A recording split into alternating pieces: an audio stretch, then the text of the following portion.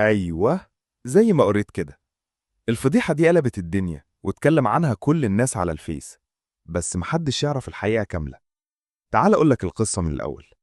ريم بنت هادية ومحترمة، اتخطبت لتامر، شاب باين عليه مؤدب وشيك، لكن كان غيور بطريقة غريبة.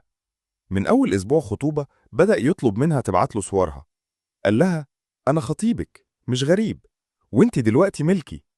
ريم كانت بتحبه وبتصدق أي كلمة بيقولها، فكانت تبعت له صور بمكياج، من غير حجاب، في البيت، في أوضاع خاصة. وهو كان يوعدها كل مرة: دي ليا أنا وبس. لحد ما حصلت مشكلة قبل كتب الكتاب بيومين. ريم قررت تفسخ وقالت له: أنا مش مرتاحة ومش حاسة بالأمان معاك. رد عليها وقال بكل برود: خلاص، طب خدي أمانك. تاني يوم نزل ألبوم كامل بصورها على جروب مغلق، واخد عنوانه: لما تدي ثقتك لحد غلط. الصور انتشرت بسرعة.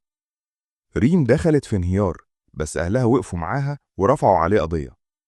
واللي حصل: اتقبض عليه واتحكم عليه ب3 سنين حبس بتهمة التشهير والابتزاز.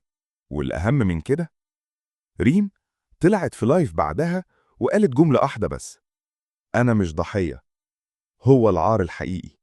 لو عجبك الفيديو ما تنساش تعمل لايك وتشترك في القناة.